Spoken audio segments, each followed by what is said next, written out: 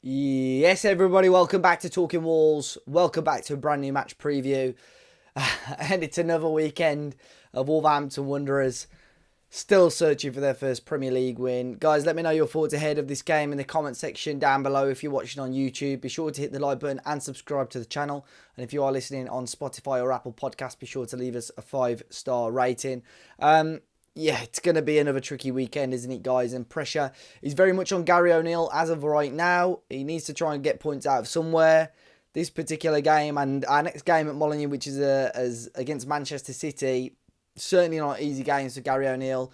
So we look at this game and potentially looking at next week's game against Brentford, as well as Brentford's probably the most winnable game. And I think if he wants a bit of credit, Gary O'Neill's got to try and get something out of that match. But as always, going to be a very, very tough game this weekend at Molineux.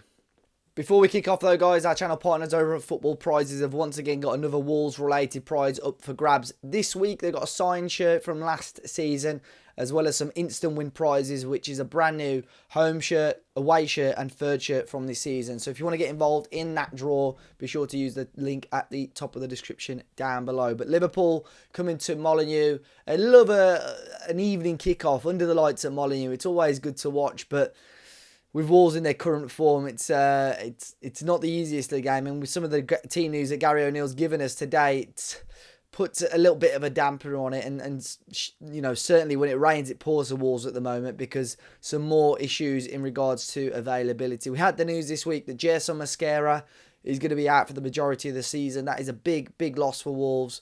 You know, we were sort of quite light on central defenders anyway, and to lose probably our better one already so early in the season is devastating, really. Totti Gomez as well, still a doubt, not completely fit, so will certainly be a doubt for tomorrow.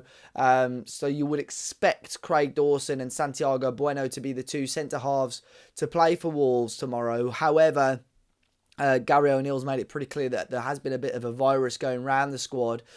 Certain players have recovered, but certain players have even missed training.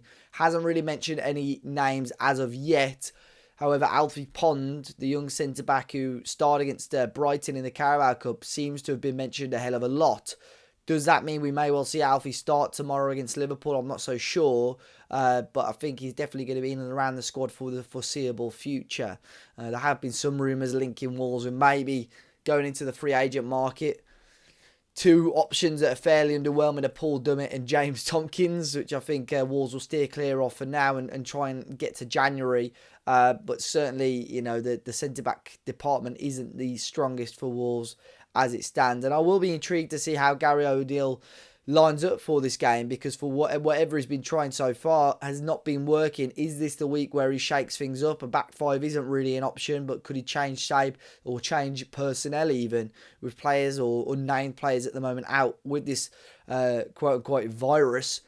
Will that allow other players to come into the squad? Players that we haven't really seen much of. Carlos Forbes is one of those coming in on loan from Ajax. Rodrigo Gomez, who did well during pre-season, hasn't really had much game time. Tommy Doyle has shown glimpses of his quality over the last number of weeks as well, and not really got that start. So certainly a lot of players that could make a name for themselves and try and break into the squad ahead of the game against Liverpool tomorrow. We'll look at my predicted lineup, but very, very difficult to nail down an exact 11 for tomorrow, I think, with changes that Gary O'Neill would have probably made beforehand, and with this illness amongst the squad as well. But I would say Sam Johnston's probably a cert to starting goal. Back four, I would say, of Ryan Ait-Nouri, Santiago Bueno, Craig Dawson and Nelson Semedo. I will stick with the midfield three of Mario Lemina, João Gomez and Andre. However, if one of those is dropped for Tommy Doyle or something a little bit... for Tommy Doyle or something a bit different, I would say it's probably going to be João Gomez out of the three.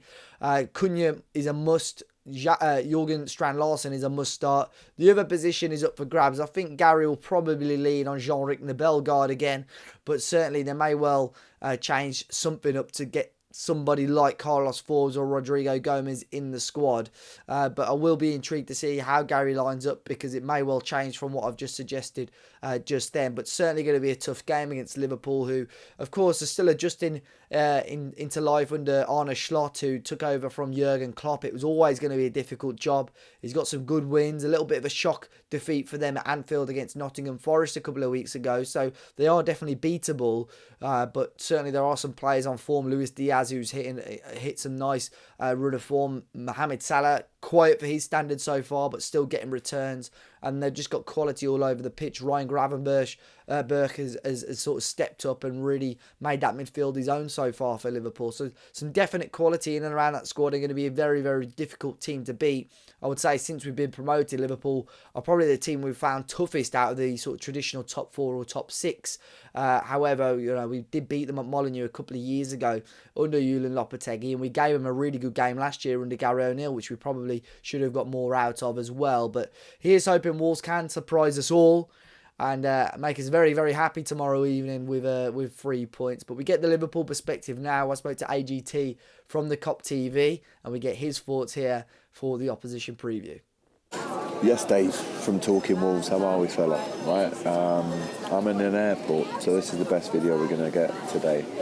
But big game, isn't it? Massive game for Liverpool away at Wolves, which, if we win that, there's 5 wins out of 6 in the Prem. Obviously, that massive anomaly of the Forest game will still haunt us probably until the season ends. But this is a massive game, and Liverpool have tripped up in the past away at Wolves. A couple of years ago, under that really dark period with Klopp, we didn't win.